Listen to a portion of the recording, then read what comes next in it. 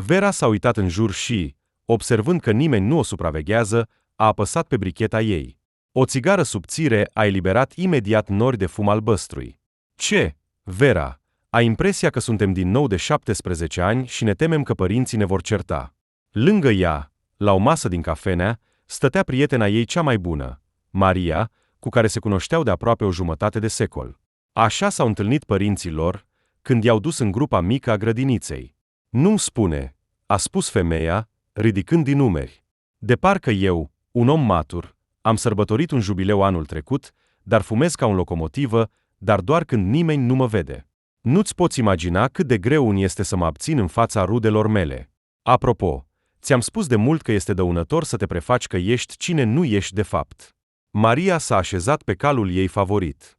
Din punct de vedere educațional, ea era psiholog sau, în orice caz, avea diplomă de psiholog, pentru că a obținut-o la o facultate cu frecvență redusă și nu s-a obosit prea mult să participe la cursuri. Vera știa despre asta, dar prefera să tacă din delicatețe, pentru că nu avea pe nimeni mai apropiat decât Maria. Între timp, prietena a observat că Vera este îngrijorată. Ce? Din nou ai probleme? Nu? Nu te îngrijora. Stai cu mine. Ne gândim. Și, în caz extrem, comandăm un lichior terapeutic și totul se va rezolva. Vera, totul se va rezolva. Îți dai seama. Din nou această Carina nu-mi dă pace. Cu ochii aproape plini de lacrimi, Vera a spus motivul îngrijorării ei. Îl critică pe Alexandru zi și noapte pentru că câștigă prea puțini bani. Dar cum va câștiga mai mulți bani, dacă a fost forțat să plece de la un loc de muncă bun? Vezi tu, el aproape că nu își vede familia. Iar la noul loc de muncă, unde a avut noroc să se angajeze, nu își răsfață angajații cu dolari. Așa că se plânge că nu își vede copilul, iar familia nu vede bani de la el. Alexandru se ține, desigur, cu ultimele puteri, dar văd că îi este greu. Și acum, nora mea îmi dă târcoale. A cine va avea milă de un fiu adult, dacă nu mama lui? A dat din cap prietena, iar cele două femei s-au adâncit în gânduri triste. Ascultă, Vera, parcă ieri eram tinere, iar acum, hop, și avem peste 50 de ani. Așa este. Fiul lui Verei, Alexandru, i-a împlinit 26 de ani anul acesta, iar fiicei Mariei, 24. Copiii, desigur, s-au descurcat în viață, dar mamele se îngrijorau în continuare pentru ei. Vera era îngrijorată de viitorul căsniciei fiului ei, pentru că la început totul mergea bine între Alexandru și Carina. Apoi, după nașterea fetiței Alina, ceva s-a stricat. Ori Carina s-a dovedit a fi una dintre acele mame tinere care cred că toți le datorează ceva, ori fiul ei câștiga într-adevăr prost și nu petrecea suficient timp cu familia, dar în ultima vreme aveau scandal după scandal. Și dacă Alexandru tăcea, strângând din dinți, Carina nu rata niciodată ocazia de a suna la soacra ei și a o certa pentru că a crescut atât de prost propriul fiu. După astfel de conversații, Vera se recupera greu, iar singurul mod de a-și reveni erau întâlnirile cu Maria. Nu se puteau permite să se întâlnească prea des, totuși amândouă aveau muncă și familie. Dar când reușeau să evadeze, nu existau oameni mai fericiți. Visam să devin balerină în copilărie. Fără să vreau, Maria a spus visător. Dar ce balerină să fiu? Acolo trebuia să înveți, să mergi la cursuri de dans, iar mama nu avea posibilități. Am trăit sărăcăcios. Tatăl a plecat înainte de clasa 1. Ei bine, îți amintești cum ne descurcam cu greu? Mama lucra ca menajeră, ne înghesuiam într-un cămin. La școală ne hrăneau gratuit, iar de la munca mamei primeam câteva bilete pentru tabere. Îmi amintesc, a dat din cap Vera. Dar îți amintești cum am spus în clasa a doua că vreau să fiu mecanic de locomotivă? Toți băieții râdeau de mine atunci. Dar eu, de fapt, visam doar să călătoresc prin toată țara și, cel mai important, să ajung vreodată la mare. Am auzit atunci discuția a doi bărbați. Unul dintre ei spunea că este conductor și că pleacă mâine într-o cursă spre mare. Și eu, crezi, mi-aș fi dorit să-l văd măcar cu un ochi. Mar, ce este ea? Maria? În răspuns, Maria doar a suspinat și a ridicat din numeri, pentru că niciuna dintre femei nu reușise să ajungă vreodată la mare în toată viața lor de peste 50 de ani. S-au născut, au crescut și, probabil, vor muri în același mic sat, la 2 ore distanță de orașul regional. Anii dificili ai perestroicăii au trecut ca un val peste familiile femeilor, lăsându-le pe amândouă fără tați. Unul a plecat pur și simplu, neputând suporta dificultățile după începutul marilor schimbări din țară, iar tatăl Verei a murit, neputând face față unei boli grave. Viața fără un întreținător este grea, iar fetele au înțeles de la o vârstă fragedă că trebuie să obțină totul singure. Apoi, când a venit perioada frumoasă a tinereții, anii teribili ai anilor 90 au apărut, îngropând toate speranțele pentru un viitor fericit. Dar totuși, Maria și Vera au reușit cumva să-și croiască o existență mai mult sau mai puțin decentă. Au obținut educație la distanță, s-au căsătorit și s-au angajat, au născut copii și i-au crescut. Vera a așteptat chiar și o nepoată, iar Maria, dacă fiica ei se va căsători în câteva luni, așa cum plănuiește, va avea și ea în curând un copil în familie. Anii au trecut rapid și neobservat. Iată că și firele de păr alb strălucesc la tâmple, iar niciun vis din copilărie nu s-a împlinit. Ar fi bine să ne putem, Vera, să ne luăm 30 de ani și să o luăm de la capăt. Maria, la rândul ei, a fumat și a aruncat capul pe spate visător. Am putea să ne distrăm. Eu nu m-aș grăbi să mă căsătoresc. Aș trăi pentru mine. Aceasta era o temă dureroasă pentru Vera, deși cu soțul ei Valera totul era mai mult sau mai puțin bine, ea dorea mai mult. Vera dorea ca, pe lângă stabilitatea materială și soțul cunoscut până la zgomotul din dinți, să aibă și afecțiune, bâlâândețe, atingerea unui bărbat iubit, înțelegere și sprijin. Din păcate, nu au reușit cu Valera să aibă o familie, așa cum se arată în comediile de Crăciun. Fiecare era pe cont propriu, așa ar fi mai corect să caracterizăm familia lor. Valera lucra, câștigând bine în termeni locali, dar și Vera nu stătea acasă. De când Alexandru a început grădinița, ea a considerat că trebuie să muncească neîncetat în contabilitate. Uneori, doar salariul ei îi salva. Acum, la 6 decenii, comunicarea lor cu soțul mai semăna mai mult cu o întâlnire de lucru reținută decât cu un dialog între două persoane fericite și îndrăgostite până la moarte. De ce nu ai cumpărat pâine? Putea murmura Valera, așezându-se la masă. Ce? Trebuie să mă sufoc cu pâinea de ieri. Și cine va mânca ce a rămas de ieri? De obicei, Vera începea să se enerveze. Să-l arunce? S-a așezat la masă, așa că mănâncă. Te rog, nu fi mofturos. A găsit un rege. Poate că ar fi putut să se stăpânească și să tacă, dar, sincer, nu voia. Valera era foarte impulsiv. Putea să spună orice și să o rănească pe soție cu ușurință. Și nici nu ajuta prea mult în gospodărie. Se țineau împreună mai mult din obișnuință. Atâția ani au trăit împreună, încât acum să se despartă? Nu voia. Era prea târziu. Și era incomod în fața fiului.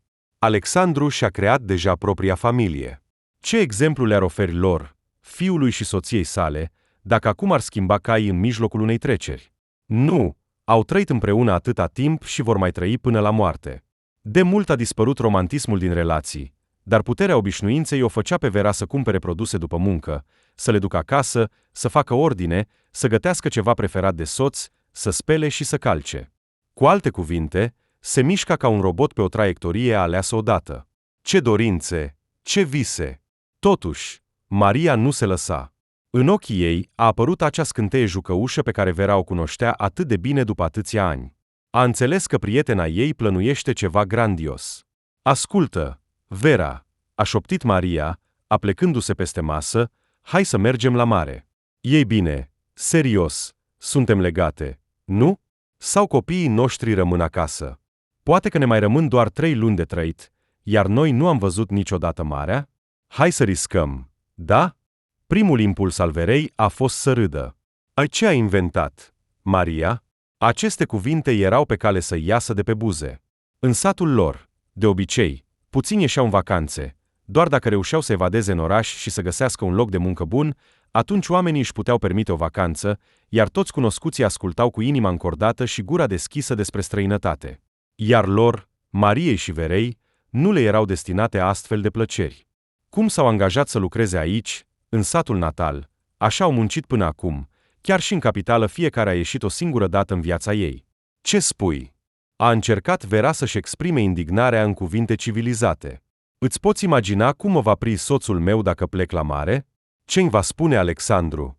Că ei cu Carina nu pot strânge bani pentru plata utilităților, că fiica lor nu vede fructe în sezon, iar eu, ca o bunică supăr, voi umbla pe la mare? Și cine mă va numi înțeleaptă după asta? Maria? Principalul este să te consideri tu înțeleaptă, a spus prietena, încruntându-se.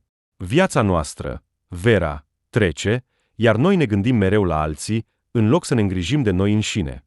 Valerca tău este un bărbat destul de capabil. Nu-i vor cădea mâinile și picioarele dacă se va descurca o săptămână singur. Îi lași instrucțiuni detaliate despre unde se află fiecare lucru în bucătărie și pleci. L-ai crescut pe fiul tău și l-ai pus pe picioare. Nu este problema ta cum va plăti pentru apartament. Este deja un băiat mare, să se descurce singur. Dacă e să ne gândim, el ar trebui să te ajute, nu tu pe el.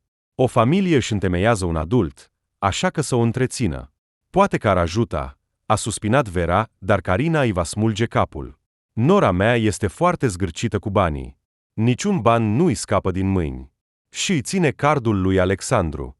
Dar ideea a captivat cele două prietene, așa că acum nu se puteau opri și discutau despre călătorie.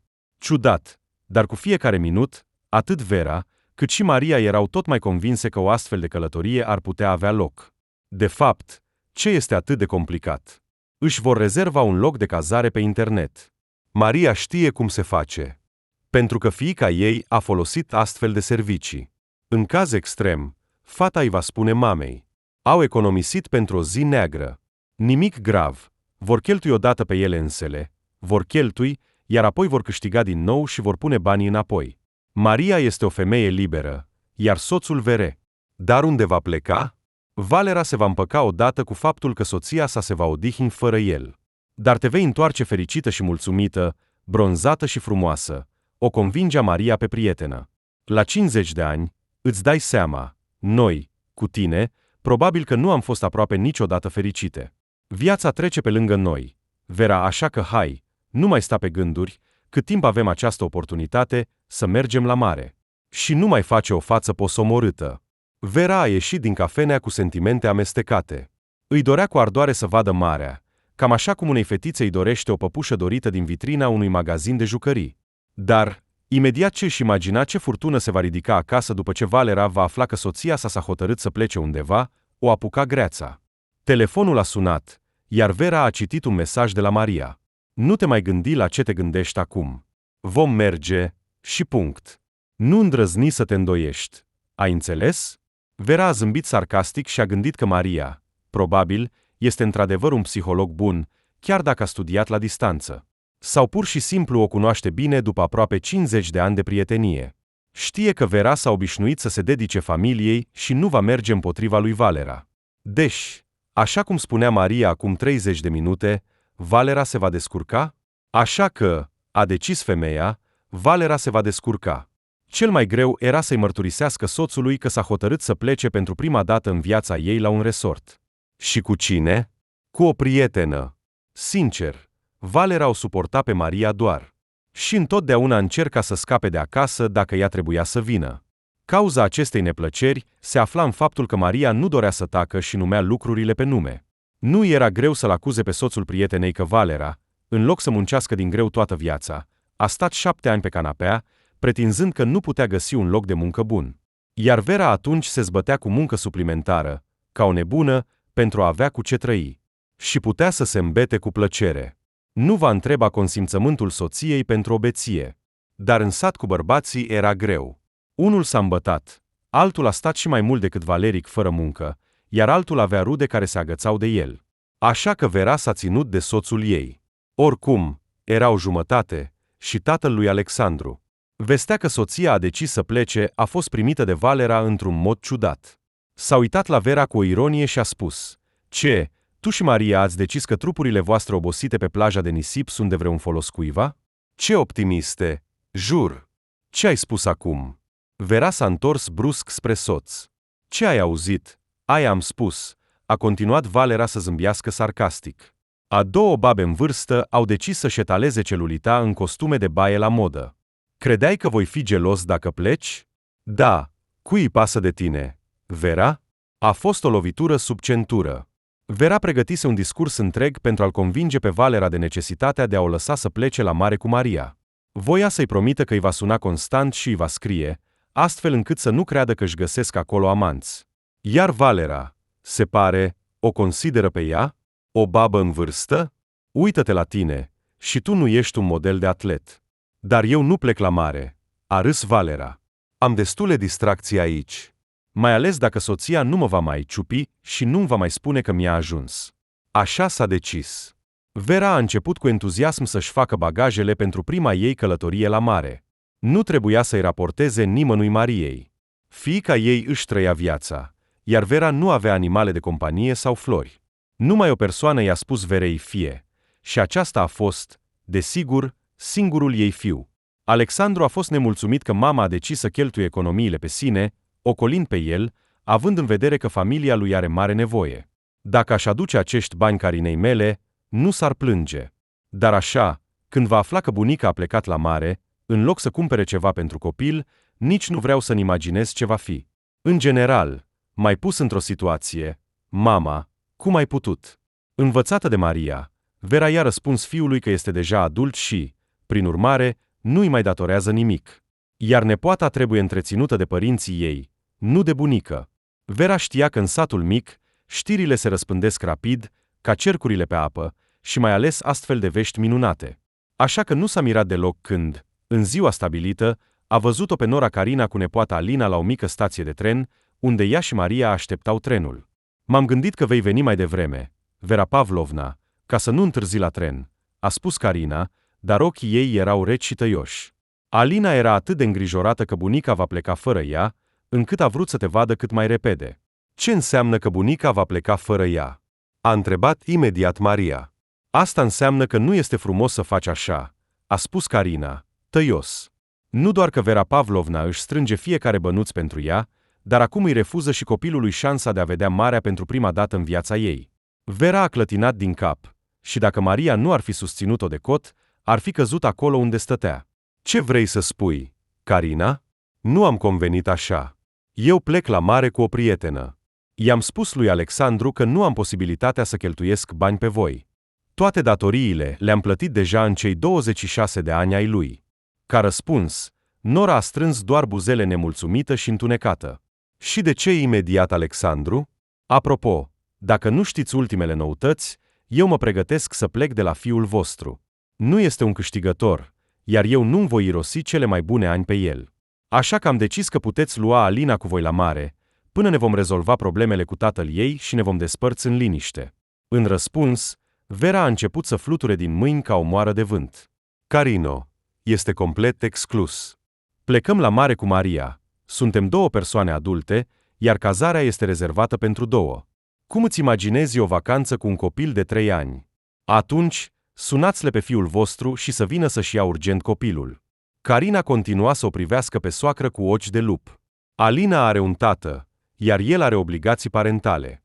Nu va câștiga niciodată bani pentru vacanța fiicei sale, așa că să se descurce și să o împingă în brațele bunicii ei. Vera se uita neputincioasă cum Nora a luat de pe un scaun din sala de așteptare un pachet de plastic și l-a întins. Aici sunt lucrurile Alinai. Nu vrei ca fetița să asiste la scandaluri și să asculte cum ne clarificăm relațiile cu Alexandru? Așa că este minunat. Cred că voi reuși să-i explic fiului vostru că este un nimic complet până când veți aduce Alina înapoi. Dar ea va fi la mare cu bunica. Apoi, fără să asculte scuzele și cuvintele Verei, Carina s-a întors spre fiica ei și a început să-i vorbească cu bâlândețe. Bunica te va duce la mare și îți va cumpăra cele mai delicioase lucruri pe care le ceri. Și îți va cumpăra și o saltea gonflabilă și veți înota împreună. E bine, nu? Carina, nu voi lua Alina. Vera a încercat pentru ultima dată să-și susțină punctul de vedere, dar Nora a privit-o cu un ochi hotărât și, fără a intra în polemici, s-a întors și a plecat. Ce să fac acum, Maria? Vera s-a plecat spre nepoată și a început să-i mângâie părul deschis, deși, de fapt, femeia voia să plângă. Cum vom mai avea vacanță? Dacă ar fi fost un copil străin, aș fi spus că nu ar trebui să existe o călătorie, i-a răspuns Maria. Dar știi, Vera, îmi pare atât de rău pentru tine. Toată viața, practic, te-ai zbătut ca o veveriță în roată. Și acum, când visul este atât de aproape, nu te gândi să renunți la tot. Ne vom distra atât de bine încât toată lumea va fi invidioasă. Iar Alina, fetița calmă, deși mică, te cunoaște. Așa că ne vom descurca cumva, nu te îngrijora. Vera a încercat să-l sune pe fiu, pentru a-i cere părerea despre faptul că copilul va merge cu ea, dar telefonul lui Alexandru era închis. Privind la ceas și realizând că mai sunt doar aproximativ 30 de minute până la sosirea trenului, Vera a decis să pregătească documentele pentru îmbarcare. Ce bine că Alina este mică și nu trebuie să cumpere bilet separat pentru ea. Deci nu. Probabil că este rău, pentru că în acest caz, Carina nu i-ar fi înmânat copilul. Și atunci femeia a avut parte de o nouă dezamăgire. Buzunarul exterior al genții, în care ar fi trebuit să fie pașaportul cu biletul de tren, era gol. Maria. Vera a palidit, apucându-se de mâna prietenei. Ce zi este astăzi? Nu am pașaport și nu am bilet. Ce am făcut cu ele? Să mă amintesc. Maria, ca întotdeauna, a păstrat o seriozitate. Nimic. Acum ne gândim unde să căutăm lipsa. Ca urmare a unei furtuni rapide de idei, Vera a presupus că pașaportul ar fi putut rămâne acasă, în noptieră, în hol. Parcă l-am pus, a spus femeia, absentă. Asta înseamnă că am vrut să-l pun, dar nu l-am pus. Ce neglijent! Vera a aruncat o privire rapidă la ceasurile prăfuite și estompate care atârnau de tavan la stația de tren. Dacă se grăbește, mai are timp să ajungă acasă și apoi să se întoarcă. Lăsând-o pe nepoată la Maria și promițând că se va întoarce cât mai repede, femeia a pornit cu pași repezi spre casă. Locuiau cu Valera la etajul 2 al unei clădiri vechi cu 3 etaje. Răsuflând greu, Vera a reușit cu greu să bage cheia în broască și să deschidă ușa. Acum va scoate repede pașaportul și va alerga înapoi, pentru că trenul nu va aștepta. Uimită că Valera nu a ieșit să o întâmpine, probabil că nu a auzit sunetul ușii deschise, femeia era gata să iasă, dar atenția ei a fost atrasă de o conversație. Găina mea a plecat la mare să-și bronzeze celulita. Vorbea Valera, judecând după ton, la telefon, pentru că nu se auzeau interlocutorii. Așa că hai, drăguțule, sunt al tău. Fă-mi tot ce mi-ai promis. Ard de nerăbdare. Găina mea? Nu, ce spui, ea nu se va întoarce. Ea, îți dai seama, a ajuns pentru prima dată la mare. Poate că acolo se va îneca, fericită și bronzată. Dacă am noroc. Judecând după tonul lui, Valera a considerat ultima frază o glumă bună, pentru că, după ce a spus această mizerie, a râs imediat. Vera nici măcar nu a început să asculte ce va spune soțul ei despre ea. Și așa îi era totul clar. Strângând în mână pașaportul cu biletul ieșind din el, femeia a închis ușa și s-a grăbit spre gară, ca să nu piardă trenul. Ei, ce să face? A reacționat Maria la povestea prietenei despre ce dialog a fost martoră acasă. Da, nimic, prietena mea. Ca psiholog, îți recomand să arunci totul din cap și să te odihnești cum se cuvine la mare. Poate că îți vom aduce un adevărat mire ca suvenir de la stațiune? Ei, ce să spui? Maria, Vera a zâmbit chiar dacă se simțea tristă. Ce fel de miri pot să am eu la vârsta mea? Eu deja, înțelegi, sunt bunică. Și atunci femeia a privit expresiv fetița care stătea lângă ea. Fiecare pierdută în gândurile ei, prietenele au suspinat, s-au privit și s-au înțeles perfect. Atât Vera, cât și Maria sperau că viața le va mai aduce surprize plăcute. Trebuie să aibă și ele noroc. Țărmul mării le-a întâmpinat pe cele două locuitoare ale unui mic sătuc cu vreme însorită și cu țipetele pescărușilor deasupra valurilor azurii. S-au cazat într-o mică pensiune pe care fiica Mariei o găsise pe internet, pentru care proprietarii cereau un preț acceptabil. Desigur, Verei i-a luat ceva timp să se înțeleagă cu cazarea fetiței, deoarece nu discutaseră asta dinainte, dar, în cele din urmă, au fost de acord. Alina dormea liniștită și mânca ascultătoare, se juca cu entuziasm în valurile spumoase și nu-i deranja pe bunica și prietena ei. Ambele femei înțelegeau că, de fapt, au avut noroc, deoarece de obicei copiii de 3 ani se comportă diferit. Pur și simplu, Alina era din fire foarte calmă și o cunoștea bine pe bunica Vera, dar în ceea ce privește călătoria cu un copil mic, femeile au avut de-a face cu imprevizibilitatea acesteia deja în a 3-a zi de ședere la stațiune. Fără niciun motiv, Alina s-a trezit cu febră mare, iar Vera a înțeles că vacanța, să zicem, s-a terminat. În orice caz, vacanța liniștită. Mergi, Maria, la plajă fără mine, i-a cerut ea prietenei, iar eu voi rămâne cu Alina și o voi trata. Nu o vei lăsa, nu-i așa? Nu o voi lăsa, a confirmat Maria. Dar știi, Vera, nu sunt problemele tale. Alina are 2 părinți, între noi fie vorba. Și se pare că, în loc să te bucuri de soare și mare, acum te transformi în soră de caritate? Nu, Nu te gândi, iubesc copiii, și tu știi asta, dar să stai cu o nepoată bolnavă poți și în satul tău natal. Vera era complet de acord cu ea, dar unde să se ducă?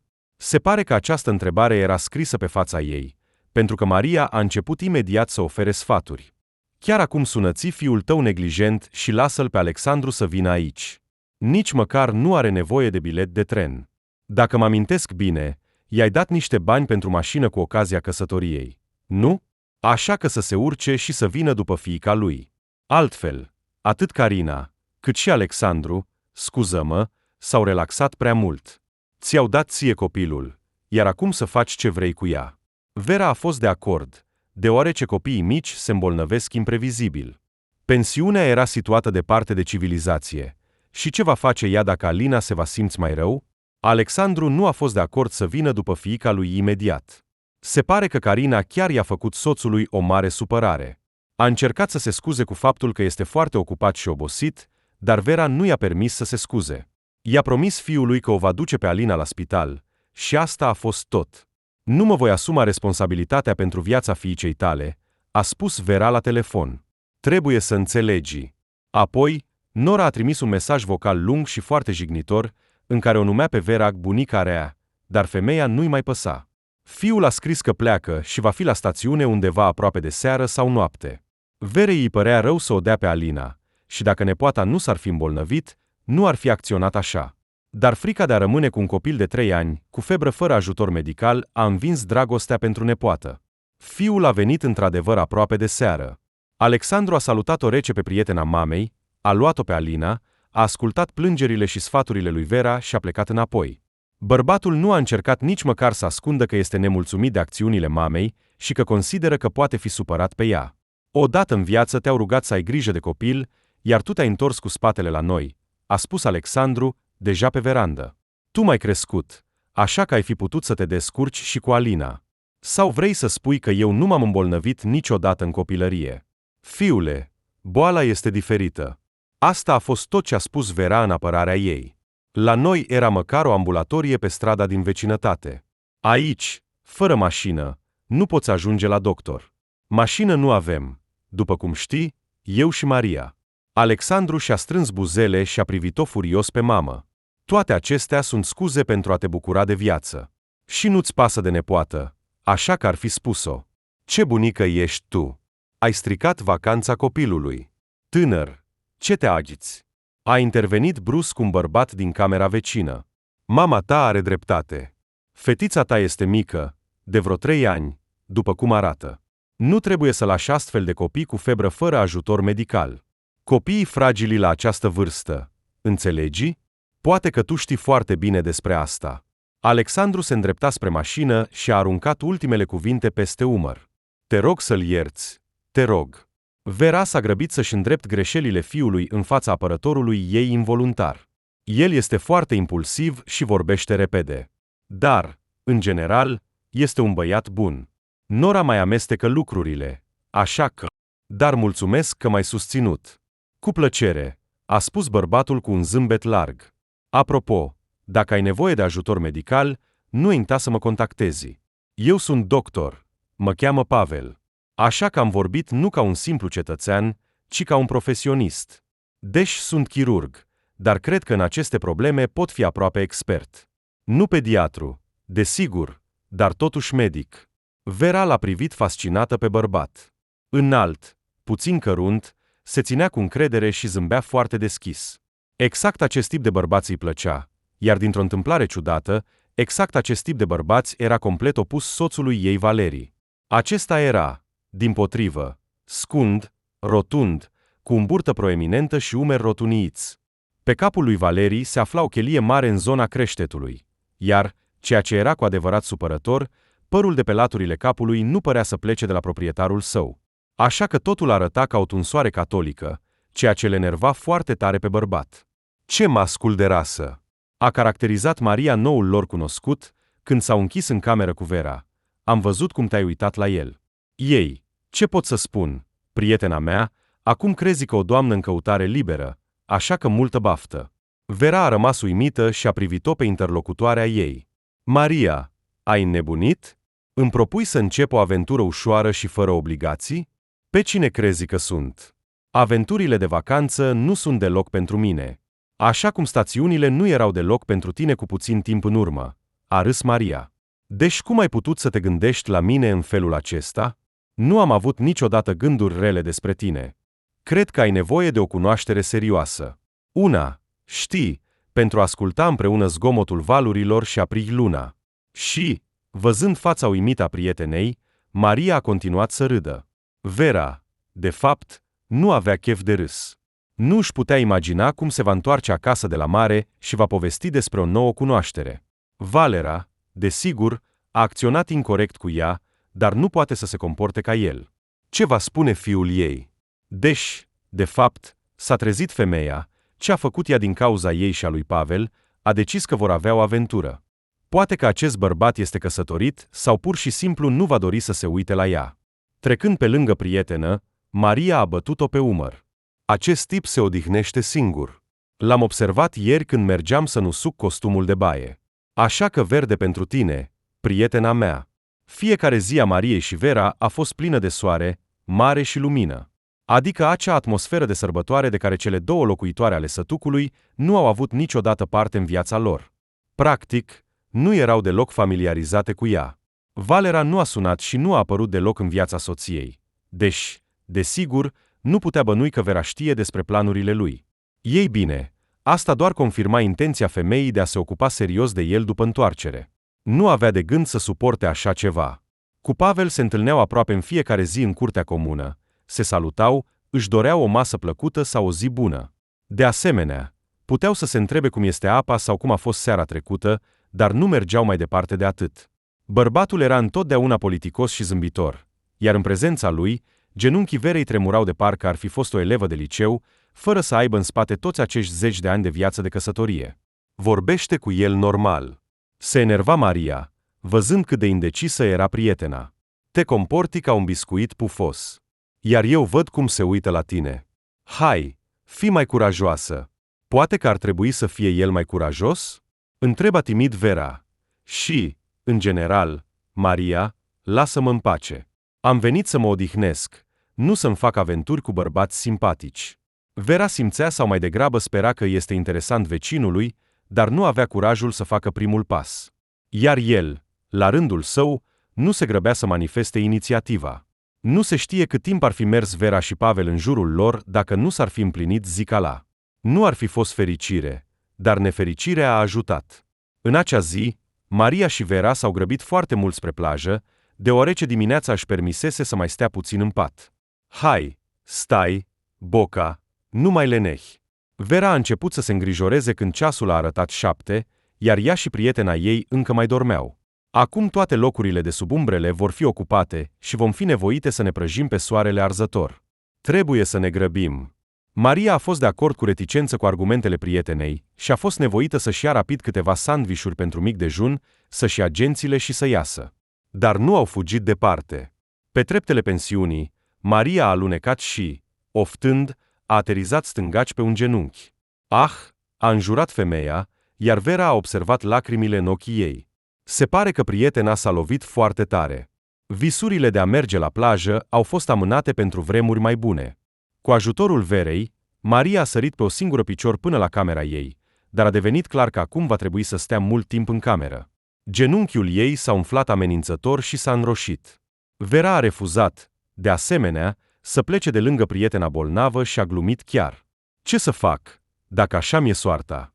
Asta înseamnă că voi fi și pentru tine, soră de caritate. Voi sta cu tine, unde să mă duc. Femeile s-au gândit să pună gheață pe locul vânătăii și au improvizat un bandaj de compresie. Dar durerea era atât de puternică încât Maria se străduia să nu țipe. Ascultă, cred că o să-l chem pe Pavel, a realizat Vera, după ce a observat timp de o jumătate de oră chinurile prietenei. A spus că este doctor, nu? Chirurg, cred. Așa că să vină și să te ajute. Pavel, probabil, nu mai este de mult în pensiune, i-a răspuns Maria Verei, așa că vei putea vorbi cu el doar seara. Cu toate acestea, încăpățânata Vera a bătut la ușa camerei bărbatului, iar cât de surprinsă a fost când ușa s-a deschis în urma cererilor ei fierbinți. Bărbatul nu a refuzat să ofere o consultație și a venit în cameră la femei. Totuși, nu a ezitat să observe că leiunile aparatului locomotor ar trebui tratate de un traumatolog, iar el este doar un chirurg și lucrează cu țesuturi moi, dar mâinile lui au examinat foarte calm și profesionist genunchiul rănit. Vera a fost încântată de aceste degete, subțiri și mobile, care ar fi putut aparține unui pianist, dar aparțineau unui bun medic. Nu văd nimic foarte serios, cum ar fi o ruptură a capsulei articulare, a liniștit-o Pavel. Prietena dumneavoastră va sta puțin, iar apoi va sări din nou ca o lăcustă. Aveți unguente pentru durere? Nu. Trebuie să veniți la mine în cameră, vă voi da un tub. Da, nu vă mirați, am o farmacie întreagă cu mine. Și pentru răceală, și pentru febră, și pentru alergii, totul este aici. Vera a intrat în camera lui Pavel și a ieșit de acolo cu un unguent pentru durere. Prietenei ei, după un astfel de tratament, într-adevăr i-a fost mai bine, așa că Maria a început să zâmbească. Timpul până seara trecea foarte încet, dar prietenele au găsit cu ce să se ocupe. Au vorbit, au jucat cărți pentru distracție, au vizionat un film, apoi Vera a alergat la cantină și a adus prietenei prânzul pe un tavă rotundă din plastic. Totuși, e bine când ai un doctor vecin, a observat ea cu prudență. E bine când ai un doctor atât de chipeș vecin, a corectat-o Maria cu umor și delicatețe. De ce stai și te uiți la mine, atât de frumoasă? A întrebat ea pe Vera. Fugi la Pavel și ocupă-le cu ceva discuții. Întreabă-l, de exemplu, despre boala mea sau inventează-ți tu vreo afecțiune. Verei nu-i plăcea să vorbească cu Pavel despre boli, dar nici să stea în cameră gândindu-se la el nu-i plăcea. Din fericire, soarta a scăpat-o de necesitatea de a inventa un motiv pentru întâlnire, deoarece bărbatul a chemat-o pe Vera pe verandă. Ei bine, cum se descurcă asistenta mea? Se descurcă cu dificultățile vieții? Își ține coada sus? Asta e bine. Cuvânt cu cuvânt, iar Vera nu a mai putut să se întoarcă în camera ei de la un astfel de vorbăreț vecin. Pavel i-a împărtășit planurile pentru ziua următoare, i-a povestit cum a găsit această pensiune, a fost deschis, a glumit mult și a râs. Trebuie să spun că inima femeii bătea ca o pasăre prinsă în plasă? Și când a sunat cea mai importantă întrebare, Vera nici nu știa ce să răspundă acestui interlocutor neașteptat. Spuneți-mi, Vera, sunteți căsătorită? Văzând pe fața femeii că se află în dificultate, Pavel a început imediat să fluture mâinile și s-a grăbit să se scuze. Vă rog să mă iertați, dacă sunt lipsit de tact. Știți cum este cu noi, doctorii. Putem pune orice întrebări, pentru că totul este în interesul pacientului. Puteți să nu răspundeți. Vă rog să uitați. Iar Vera stătea și nu știa ce să spună. Ce, după ce a auzit revelația lui Valerca, poate spune că este liberă? Sau totuși căsătorită, pentru că documentara are un partener? Să-și exprime planurile aproape unui necunoscut? Văzându-i zbuciumul sufletesc, Pavel a schimbat rapid subiectul și a început să-i arate pe telefon fotografii cu răsăritul. Îmi place foarte mult să merg dimineața de vreme la mare, pe la 5. A fost odată când mergeam chiar înainte de răsărit, ca să prind răsăritul chiar pe mare. Eu sunt, în general, o pasăre matinală. Eu și eu. A răspuns Vera, mulțumind soartei pentru oportunitatea de a schimba la timp un subiect neplăcut. A venit o pauză stânjenitoare, când interlocutorii nu știau ce să spună. Și Vera însăși nu se aștepta la o asemenea îndrăzneală. Dar mâine nu vrei să mergi cât mai devreme la mare? Pentru că pe Maria nu o voi mai putea scoate pe plajă mult timp. Și mi-ar plăcea să văd răsăritul deasupra mării. Poate că nu a sunat prea modest, dar Pavel a dat din cap cu bucurie și a fost de acord imediat.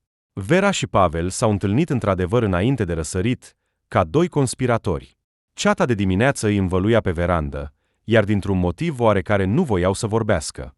De parcă un cuvânt neglijent și chiar doar sunetul vocii umane ar fi putut încălca o magie, un mister. Bărbatul și femeia pur și simplu s-au înclinat tăcuți unul către celălalt și, fără să se înțeleagă, s-au întors și au mers spre plajă. Vera și Pavel au început să vorbească abia mai târziu, când soarele abia a apărut deasupra orizontului.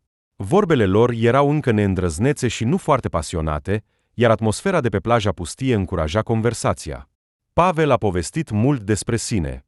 În ciuda ocupării mari la muncă, reușește să se dedice și unui hobby, modelismului aeronautic. Și acasă are o întreagă grămadă de animale, 2 câini, o canar, o pisică cu pisoi și un cobai. Auziți despre patrupedele noului cunoscut, Vera s-a întristat. Dacă a venit aici, pe țărmul mării, înseamnă că acasă a rămas cineva cu ele. Și acel cineva este, cel mai probabil, soția lui Pavel. Iată o cunoaștere promițătoare. Pavel a observat, probabil, o oarecare stânjeneală în comunicarea lor și a schimbat imediat subiectul. A povestit despre cazuri profesionale interesante, iar Vera a ascultat fără să vrea.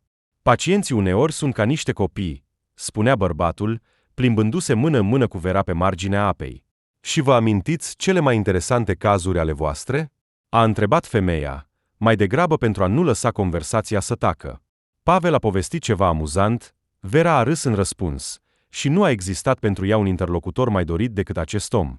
Dar ești vesel, deloc nu semeni cu un chirurg posomorât, a spus femeia zâmbind. Dar credeți că toți chirurgii sunt neapărat posomorâți și în timpul liber se joacă cu scalpeli? A glumit Pavel. Atunci puteți să vă întâlniți personal cu un chirurg bun. Eu, după cum puteți vedea, nu mă joc cu scalpei. Mergând cu un pas înainte, Vera a călcat pe o piatră alunecoasă pe care nu a observat-o nisip și a realizat că cade. Femeia a fluturat stângaci mâinile, a strigat, iar imediat a fost prinsă în brațele puternice ale tovarășului. Nu trebuie să repetați fapta prietenei dumneavoastră, a sunat un bariton bâlând undeva deasupra urechii. Nu vreau să vă îmbolnăviți. Vera nici măcar nu îndrăznea să se miște în aceste îmbrățișări. În toți acești ani, niciun bărbat nu o ținuse așa, strâns și în același timp lăsându-i libertatea de a se mișca. O senzație magică. Foarte cu grijă, Pavel a așezat-o pe Vera pe picioare și i-a zâmbit. Vera nu a putut să nu-i zâmbească înapoi. Ai părul auriu, a observat Pavel, uitându-se la buclele desfăcute ale tovarășei sale, ca în basme. Vera a suspinat. Se simțea ușor, luminos și cald în această dimineață de vară în brațele bărbatului, față de care simțea o mare simpatie. Poate că nu aveau nimic în față, dar acum erau împreună. Valurile lingeau plăcut călcâiele goale, soarele mângâia încet capetele cu primele raze calde. Pavel, probabil, gândea cam la fel, pentru că s-a întins spre Vera fie cu un sărut, fie cu o îmbrățișare mai strânsă. Vera nu știa ce vrea el de la ea acum, dar sufletul ei s-a deschis deja acestui nou cunoscut. Femeia a inspirat și a închis ochii, fie în anticiparea plăcerii, fie pur și simplu din plăcere și din bucuria momentului. Dar sărutul, chiar dacă Pavel intenționa să-l facă, nu a fost menit să se întâmple, pentru că telefonul din buzunarul lui a sunat în cel mai nepotrivit, cel mai nefolositor moment. Pavel s-a trezit și a eliberat cu grijă noua sa cunoscută din îmbrățișări. A privit-o cu o oarecare vinovăție și a luat telefonul în mână cu un suspin. Da? Și cât durează asta? Ați schimbat schema de tratament? Atunci să adăugăm un antibiotic intravenos și apoi să vedem cum se schimbă leucocitele. Vera era foarte supărată. Era pregătită să fure această fericire, acest, poate, singur sărut. Era pregătită și dorea să simtă acea emoție pe care a visat-o toată viața și pe care, desigur, nu a primit-o de la soțul ei. Direct și, să spunem, grosolan, Valera nu putea să-i ofere acea romantism, nu putea să-i dăruiască acea plăcere la care tângea. Ei bine, și asta e tot. A consultat colegii. S-a întors cu un zâmbet spre ea câteva minute mai târziu. Îmi cer scuze că a trebuit să mă opresc. Am plecat, lăsând câțiva pacienți dificili, și uneori trebuie să mă implic în muncă. Ești un doctor foarte bun și grijuliu. A fost tot ce a putut să răspundă Vera, sperând că bărbatul nu a înțeles dezamăgirea ei. Dar de ce ne adresăm cu dumneavoastră? A găsit imediat Pavel un subiect de discuție. Te voi numi tu și pe nume. E în regulă? Vera a fost încântată și a fost de acord. Acum comunicarea dintre ei semăna cu conversația a doi vechi cunoscuți, ceea ce, în general, era deja bine. Plaja se umplea treptat cu alții ca ei, turiști care doreau să înceapă ziua de vreme. Cineva se juca deja în apele azurii ale mării. Probabil că trebuie să plec, a suspinat Vera, deoarece ar fi rămas cu mare plăcere aici. Acum se va trezi Maria și trebuie să-i aduc micul dejun din cantină. Și se spune că prietenia între femei nu există, a zâmbit Pavel. Probabil că mint. Nu? Pentru că tu și Maria, văd că sunteți nedespărțite. E plăcut să vezi când oamenii sunt pe aceeași lungime de undă. Bucurându-se că discuția a trecut pe subiecte neutre, Vera a vorbit cu plăcere despre prietenia ei de lungă durată cu Maria. Până în momentul în care Pavel, conducând-o galant la ușa camerei, A prins brusc încheietura femeii și a sărutat-o. Permite-mi să fiu prințul tău astăzi, a cerut bărbatul, continuând să zâmbească cu zâmbetul său caracteristic. Dar noi am trecut la tu, a întrebat Vera jucăuș. Când regele este aproape de mine, uneori poți reveni la tu, a replicat Pavel. Apoi, după ce s-a despărțit, s-a întors și a plecat. A fost o muncă grea pentru femeie să intre imediat în camera ei și nu să urmărească cu privirea acest bărbat minunat. Ei, cum a fost? Maria a strigat-o cu veselie din pat și s-a pregătit să asculte povestea interesantă și instructivă a prietenei sale. Cum ți s-a părut comunicarea cu un om interesant? Groaznic. A suspinat Vera și s-a așezat pe masă cu un salt. Ce s-a întâmplat? Maria s-a ridicat pe cot și a început să o examineze pe prietenă cu atenție. Ce? Acest chirurg viclean și-a permis ceva în plus. Te rog, nu-mi spune că a început să te pipăie, altfel voi pierde complet credința că undeva există bărbați normali și adecvați. S-a dovedit a fi atât de drăguț, atent. Ce să mai zici? Nu a început să mă pipăie. Vera a clătinat din cap cu regret și a devenit clar că nu era foarte supărată, dar în adâncul sufletului aștepta altceva. În cel mai interesant moment, când eram deja gata să ne sărutăm, l-au sunat. Îți dai seama? Și în loc să mă sărute, acest Pavel al tău a început să vorbească la telefon. Și cine îl va numi normal? A ridicat din numeri Maria. Oricum ar fi, Vera era hotărâtă să repete plimbarea de astăzi. A decis ferm pentru sine că nu are timp pentru o curte lungă. Și după ce a aflat despre Valera, nu mai avea nici dorința de a se întoarce la soțul ei ca soție. Probabil, Maria are dreptate în unele privințe și trebuie să prindă măcar firimituri de fericire în această viață. Chiar dacă cavalerul ei este profund căsătorit și a scăpat în libertate exclusiv pentru a-și zgândări nervii cu o poveste de dragoste de vacanță, înseamnă că așa trebuie să fie. Ea, Vera, este gata să joace rolul lui Pavel. Așa va avea ce să-și amintească în seriile lungi și singuratice în adâncă bătrânețe. Poate că aceasta este ultima ocazie de a experimenta acele sentimente puternice despre care a visat toată viața. În dimineața următoare, nu a reușit să meargă la plajă, pentru că a început să plouă. A plouat încă din noapte, mărunt și înclinat, și Vera a fost foarte supărată. Căci visa atât de mult să repete plimbarea de ieri. Va trebui să stea toată ziua în cameră. Nu te deranjezi? Pavel a apărut în prag imediat după micul dejun. În mâinile sale ținea o cutie mare din plastic, pe care se afla o farfurie cu struguri. M-am gândit că ar fi păcat să pierdem o zi de vacanță uitându-ne la televizor, așa că ți-am adus o activitate. Vera a ridicat cu bucurie ochii spre vizitator, în timp ce Maria a privit cu neîncredere cutia și farfuria. Ne propui să mâncăm struguri și apoi să ne distrăm? Ce ai acolo deosebit? Te avertizez, amândouă nu știm să jucăm șah, dame sau ce ai mai adus. Vera, poți să te ridici de la masă? Pavel se adresa acum exclusiv vechii sale cunoștințe. Acum îți voi arăta ce este asta. Sunt sigur că îți va plăcea. După câteva minute, pe masă erau deja 2 modele de avioane în diferite stadii de pregătire, iar Pavel se agita în jurul lor. În trecut, băieții ar fi dat totul pentru aceste modele, spunea bărbatul. Și eu, în copilărie, nu am fost o excepție. Dar acum am găsit pe site oameni pasionați de modelism. Am cumpărat un set gata făcut pentru creație și mă bucur. Deocamdată în totală singurătate, dar mi se pare că și Verei îi va plăcea. Da, ia strugurii, mănâncă, sunt gustoși, dulci, suculenți și deja spălați. În acea dimineață, Vera a descoperit, spre surprinderea ei, un talent uriaș de a lead modele de avioane. Chiar dacă, având în vedere că anterior nu a arătat interes pentru munca manuală după ce a terminat școala primară cu fiul ei, acum se bucura cu mare plăcere să măsoare, să aplice lipiciul, să așeze piesa la locul potrivit și să asculte cu entuziasm laudele lui Pavel. Mi se pare că ai făcut asta toată viața, a dat din cap mulțumit bărbatul, examinând rezultatul muncii ei. Și Verei îi plăcea sincer această laudă simplă. Se vedea că lui Pavel îi plăcea cum se dedică total activității. Strugurii sunt foarte buni, a lăudat cu reținere Vera, pentru că și ea voia să spună ceva frumos vecinului. Pavel părea un om care vrea să spună ceva, dar nu se hotărăște.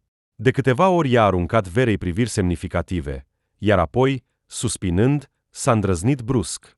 Vera, nu vrei să facem o plimbare împreună la piața de fructe din apropiere? Te ajut să alegi cea mai suculentă și aromată, cea mai coaptă pepene.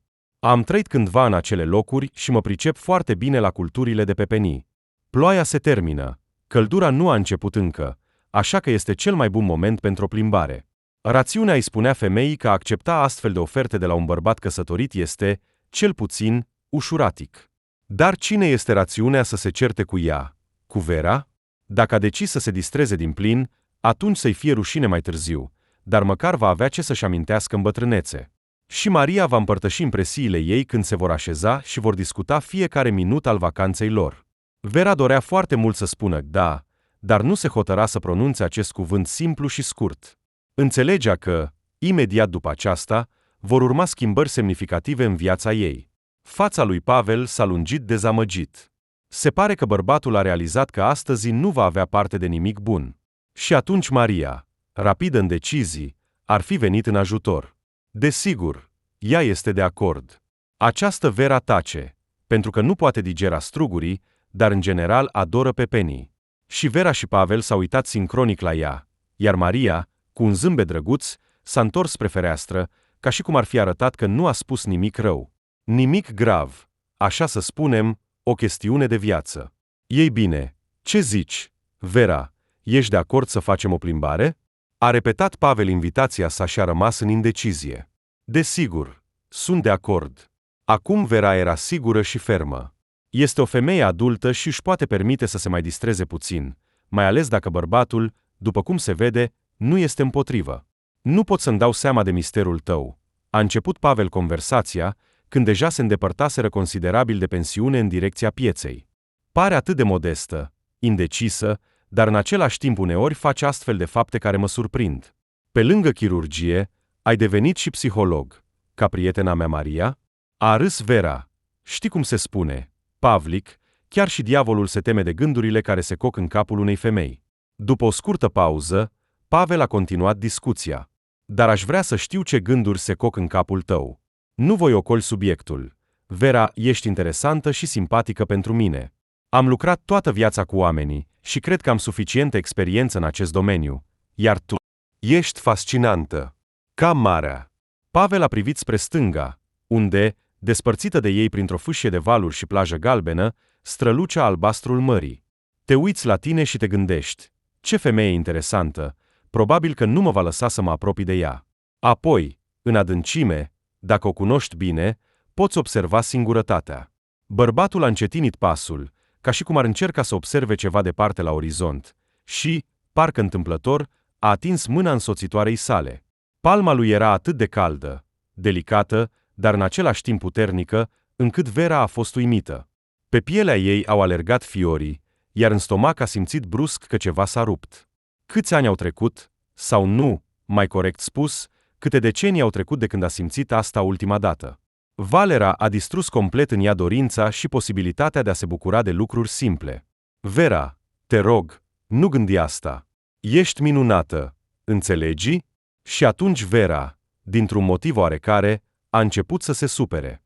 Dacă înainte, cu un minut în urmă, era gata să se arunce în brațele lui Pavel, pentru că el a observat acea melancolie care o devora, acum vedea în el doar un seducător viclean care, fără îndoială, spune același lucru fiecărei femei. Desigur, Pavel a aflat că are probleme cu fiul, a văzut cum s-au certat ei cu Alexandru. Probabil a ghicit că nici cu soțul ei nu stau lucrurile mai bine. Și acum a decis că ea este complet pregătită să se dăruiască lui și să devină o nouă trofeu. Iată că și-a întins mâinile spre ea fără motiv. Știe bine cum va reacționa la el. Probabil, bărbatul are o experiență considerabilă. A venit la noi la mare fără jumătatea lui și acum se pregătește să ne seducă.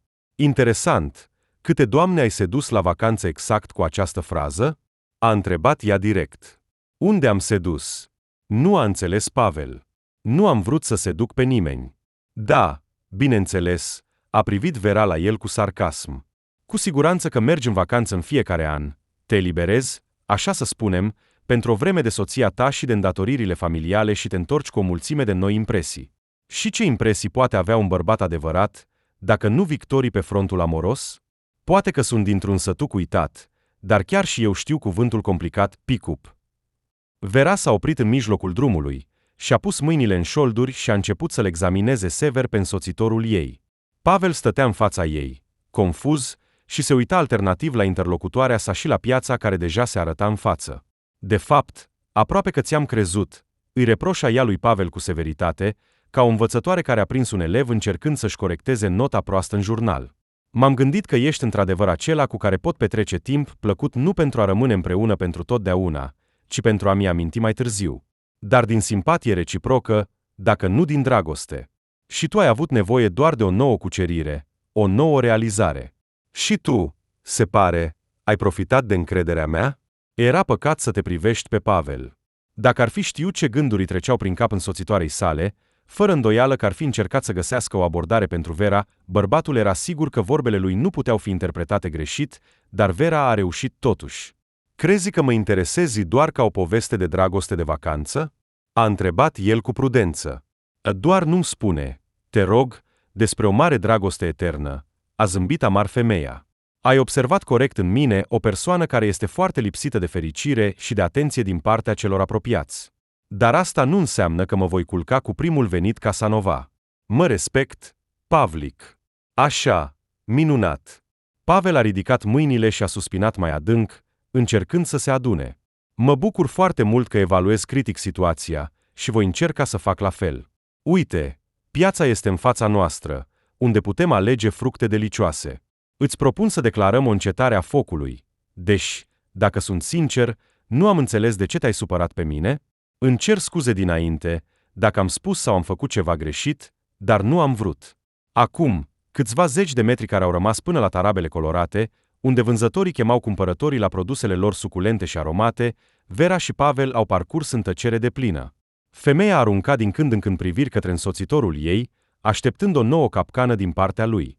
Iar Pavel, la rândul său, încerca să nu se uite în direcția Verei, pentru că nu se știe ce altceva ar putea să mai facă.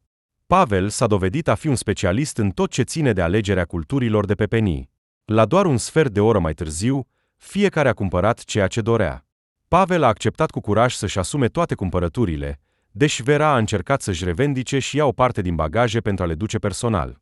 Hai să nu ne facem de râs ca niște luptători pe ring, a propus Pavel cu bâlă îndețe, luând din mâinile ei pachetele cu pepenii, struguri, piersici dulci și pepenii aromati. Desigur, poate că nu sunt un om bun, dar totuși sunt bărbat. Nu pot permite să merg ușor, în timp ce femeia, însoțitoarea mea, se va chinui să le care. Și din nou, Vera nu putea să nu observe contrastul pe care Pavel îl arăta în comparație cu soțul ei. Valera ar fi fost cu siguranță încântat să-i pună toate cumpărăturile pe umeri soției și ar fi plecat cu mâinile goale, ba chiar ar fi fugit înainte. Da, nu a avut noroc, dar unde să mai plece acum? Cu un suspin ușor, Vera i-a predat lui Pavel pachetele, iar ei s-au îndreptat spre pensiune. Atâtea întrebări voia să-i pună Vera însoțitorului ei. O interesa totul despre Pavel. Și profesia lui, și hobby-urile lui, și animalele lui, și chiar viața lui de familie. Cu alte cuvinte, absolut totul. Dar faptul că el o vedea doar ca pe o femeie pentru o noapte sau, în cel mai bun caz, până la sfârșitul vacanței, o irita și îi îngreuna concentrarea. Și el era atât de aproape de scopul său de a o obține. Numai că graba excesivă a lui Pavel a împiedicat-o pe Vera să ajungă în patul lui. La ușa pensiunii, Pavel s-a oprit și s-a întors spre ea. Vera, îți cer din nou scuze dacă am făcut ceva greșit. Pe cuvânt, te-am invitat cu scopul de a petrece timp plăcut, doar să ne plimbăm, să vorbim așa cum am vorbit pe plajă. Mi se pare că nu am găsit în viața mea o persoană mai potrivită pentru mine decât tine. Nu știu ce te-am supărat. Te rog, iartă-mă. Ei bine, iarăși a început cu ale lui. Vera a scrâșnit din dinți, fie din dezamăgire, fie din indignare. Am înțeles totul, Pavel. A dat din cap. Poate că am decis greșit, dar, în general, în zilele noastre trebuie să fim precauți. Cred că nu te vei supăra pe mine. Pavel nu a răspuns și doar a privit-o cu ochii săi gri și liniștiți. Vera a avut chiar gândul că un om care se uită atât de deschis nu poate ascunde în adâncul sufletului gânduri negre și intenții rele față de ea. Încă o dată, îmi pare rău, a repetat bărbatul. Da, lasă, nu-i nimic. Vera a ridicat din umeri și a zâmbit timid. Probabil că și eu sunt bună. M-am supărat în mijlocul drumului. Acum, după ceartă, Vera a simțit regret. De ce s-a comportat așa? Poate că Pavel chiar nu a avut nimic rău în minte? Și, În cele din urmă, oare nu a venit la vacanță cu gândul că trebuie să se distreze bine, măcar pentru ultima dată? Ca să aibă ce să-și amintească în bătrânețe. Da, da. Eu, în general, sunt un tip riscant, așa că te întreb. Dacă decizi să te superi din nou pe mine, ei bine, voi înțelege. Sincer, m-am obișnuit cu faptul că oamenii se supără pe mine. Pavel a început din nou să vorbească. Meseria mea, știi, este una care nu se pretează la delicatețe. În general, Vera, la cafeneaua din apropiere, sâmbătă cântă muzică live. Astăzi este sâmbătă. Nu vrei să-mi ții companie diseară? Vera nici măcar nu îndrăznea să-și ridice privirea spre Pavel. Acum el îi se părea înruchiparea politeții și bunului simț, iar ea cu mai puțin de o oră în urmă începuse să se certe cu el ca o femeie de piață. Uimitor că el manifestă interes față de ea. Deci ce e atât de ciudat? Amândoi, judecând după toate, vor același lucru. Și nu se observă alte femei de vârsta lor în pensiune. Desigur, Pavlik, cu plăcere voi merge cu tine. Vera a observat că pentru prima dată l-a numit pe însoțitorul ei nu Pavel, ci anume Pavlik, într-un mod delicat și familiar. În răspuns, bărbatul a zâmbit și a promis că va veni să o ia după cină. Vera a răspuns confuz și absent la întrebările prietenei despre cum a fost plimbarea ei cu Pavel la piață. Femeia a omis să menționeze suspiciunile ei cu privire la dorințele lui Pavel și s-a bucurat doar de faptul că Maria putea deja să stea pe picioare cu destulă încredere. Ce să mai zici, dar culoarea lui face minuni, a constatat cu satisfacție prietena. Ieri abia puteam să mă târăsc, ca un soldat rănit în tranșe, iar acum pot merge liniștită până la plajă. Sau nu ești fericită? Nu, dacă e nevoie, pot să mă prefac că sunt foarte bolnavă încă câteva zile, ca voi să rămâneți singuri cu Pavel. Ei bine, Vera, de ce ești atât de posomorâtă?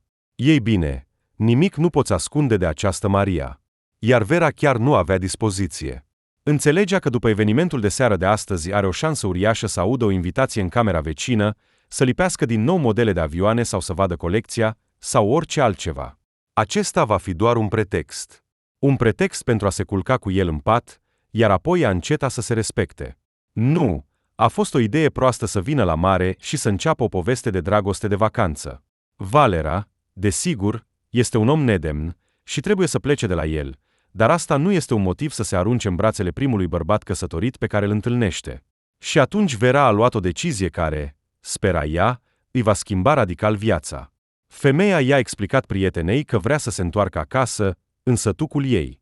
Dacă ești deja în stare să mergi singură, atunci nu este frică să te las. Mormăia Vera pentru sine, aruncând rochia în valiză, una câte una. Ceva bun, puțin câte puțin. Vera, ai înnebunit complet? A întrebat prietena cu prudență, sau poate doar ai început să-ți pierzi mințile. Dar ea nu i-a dat atenție, a scos valiza pe ușă, s-a despărțit în grabă și, uitându-se în jur să nu-l întâlnească pe Pavel, Vera s-a grăbit spre ieșirea din pensiune. Oricum, nimeni dintre ei nu va înțelege, gândea femeia cu disperare. Trenul de seară bătea cu roțile, ducând-o în sătucul ei natal. Și inima? Inima Verei rămânea acolo, la mare, unde sub banda roșie a răsăritului umblă pe nisipul rece după noapte Pavel. Umblă și va umbla. Oare cât de repede va găsi o prostie care să fie de acord cu totul, pentru a îmbâxi mințile, iar apoi să se întoarcă la soția sa și să trăiască ca și cum nimic nu s-ar fi întâmplat? Noaptea în tren, o distracție nu tocmai plăcută, mai ales dacă biletul a fost cumpărat în ultimul moment, iar pasagerului i-a rămas doar un loc lateral în vagonul de dormit lângă toaletă. De dimineață, Vera și-a întins spatele amorțit, și-a scos valiza din compartiment și s-a pregătit pentru sosirea în sătucul ei natal. Trenul s-a oprit la gară doar 3 minute și trebuia să se grăbească să-și arunce lucrurile și să sară ea însăși. Da, cu câteva momente în urmă pleca de aici cu atâtea speranțe, iar acum se întoarce cu inima frântă. Nu e proastă? Când trenul a frânat și conductorul a deschis ușa, în prima clipă Vera a crezut că a început să aibă halucinații. Îi venea să-și frece ochii, dar angajatul nerăbdător al căilor ferate o împingea aproape în spate pentru a o face să coboare mai repede. În timp ce Vera se gândea, mâinile puternice ale lui Pavel, apărute din nu știu unde, i-au descărcat rapid valiza și au ajutat-o pe femeie să coboare. Îmi placi, a spus bărbatul pe scurt, și nu vei scăpa. Vreau foarte mult să fiu aproape de tine, dacă, desigur, nu te deranjează. Dar cum? Vera nu putea nici măcar să-și formuleze gândurile. Cum ai ajuns aici? Și cum putem fi împreună? Prietena ta, Maria, a fost rapidă la minte și, desigur, mi-a spus numele sătucului vostru. A răspuns imediat Pavel. Iar mașina pe care am închiriat-o a mers mult mai repede decât trenul. Dacă crezi că căsătoria ta poate fi un obstacol pentru mine, te înșeli grav. Maria mi-a povestit despre relația ta cu soțul tău. Nu te învinuiesc că vrei să pleci. Și, în general, se pare că nu ai încredere în bărbați. Așa că va trebui să fac ceva pentru a câștiga încrederea ta. Și atunci Vera, în loc să cadă în brațele lui, a început din nou să se enerveze. Toate îndoielile ei vechi au revigorat instantaneu. Deci, soția ta nu contează? Sau îmi propui să fiu o nouă amantă? Vera numărul 5 sau cum? Sau numărul 2? Acum a venit rândul bărbaților să se mire. Ce soție? Pot să te rog să-mi dai mai multe detalii despre acest fapt din biografia mea? Știi, de fapt, nu sunt căsătorit. Dar cine a rămas cu animalele tale? A întrebat Vera, care era convinsă că o înșeală. Katia a rămas. A venit imediat răspunsul. Sora mea. Locuim împreună în apartamentul părinților, pentru că așa s-a întâmplat că nici ea, nici eu nu avem familii. Tata nostru a fost veterinar, iar în moștenire am primit un apartament uriaș cu 4 camere la parter. 2 camere sunt locuibile, iar în 2 funcționează clinica unde lucrează Katia. Katia, sora. Vera înțelegea că s-a înșelat. L-a măsurat pe Pavel după un șablon străin. A considerat că el este la fel ca ceilalți bărbați. Dar se pare că Pavel nu este așa, că a venit după ea de la mare aici. Ce fel de om este ea? Dar Pavel nu i-a dat Verei ocazia să plângă sau să se plictisească. A ridicat cu încredere valiza ei și a cerut să o conducă acasă. De ce? L-a prins femeia de mână. Din câte am înțeles, soțul tău Valera nu ți se potrivește, a explicat Pavel cu disponibilitate. Poate că, desigur, grăbesc evenimentele, dar cred că trebuie să te ocupi de tine. Nu cumva ai venit aici tocmai pentru asta? Dacă e ceva, nu arăt ca un maniac sau un nebun, pot chiar să ofer recomandări de la clinica în care lucrez de mulți ani. Așa că strângeți lucrurile și te rog să te întorci la vacanță. Mașina pe care am închiriat-o te așteaptă pe partea opusă a gării.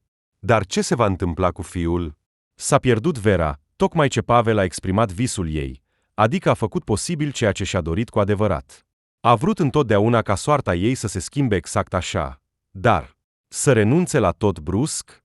Nimeni nu-ți interzice să comunici cu fiul tău, dar mi se pare că a venit vremea să ai grijă de tine, a spus Pavel cu bâlâândețe.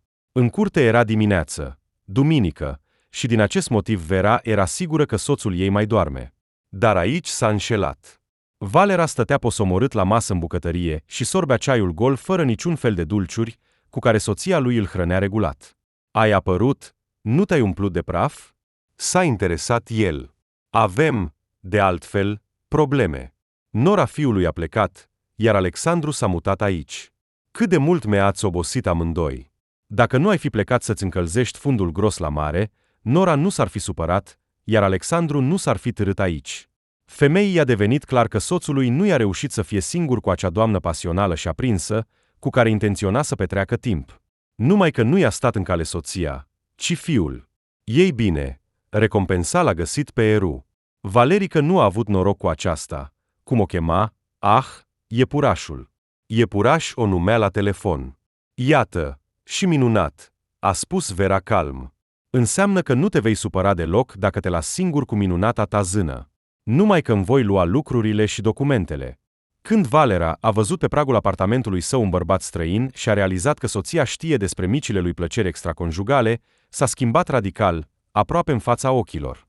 La început a cerut, apoi a rugat, apoi a început să implore ca Vera să se răzgândească, să nu mai inventeze povești și, în cele din urmă, să explice ce caută acest posomorât în apartamentul lor. Mă îngrijorez pentru femeia mea iubită, a explicat politicos Pavel, așa că îți recomand să nu o deranjezi pe Vera să se pregătească. Cu mare dificultate, a reușit să explice lui Valera că soția nu mai dorește să trăiască cu el și că plecarea ei este cea mai bună idee din ultimii 20 de ani. Valera refuza să rămână un bărbat liber și necăsătorit și să comunice liniștit cu femeile tinere, pentru că, se pare, înțelegea perfect că nimeni nu-l mai vrea la vârsta lui. Tinerii și vânjoșii vor bărbați la fel de tineri, iar colegele de vârstă nu-l interesează. Vera, eu am flirtat cu ele doar în glumă, a spus bărbatul dezamăgit. Trebuie să înțelegi că sunt un vânător din fire. Asta este psihologia masculină. Lasă să-ți explice Maria. Dar Vera și Pavel deja coborau pe scări. Bărbatul trăgea cu mândrie după el 2 valize mari, iar Vera purta o geantă mică și un pachet de plastic cu o jachetă. După atâția ani de căsnicie, toate lucrurile ei au încăput în mâinile a 2 persoane. Și totuși, mă simt puțin vinovată față de fiul și nepoata mea, a spus femeia, deja așezată în mașină, când Pavel a ieșit din sat. Am impresia că i-am lăsat la voia întâmplării. Înțelegi?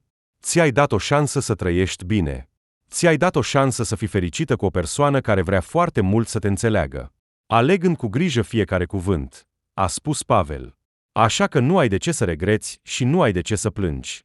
Eu nu te iau la Polul Nord, poți să te suni cu ei, poți să-i inviți la noi în vizită. Dintr-un motiv sau altul, mi se pare că Alinei îi va plăcea. Chiar îți amintești cum o cheamă pe nepoata mea? A întrebat Vera surprinsă. Ești cu siguranță cel mai uimitor bărbat dintre cei pe care i-am întâlnit. În răspuns, Pavel doar a râs și a continuat. Vom putea merge la stațiune cât de des vrem. Ce-i drept, câștigurile mele permit.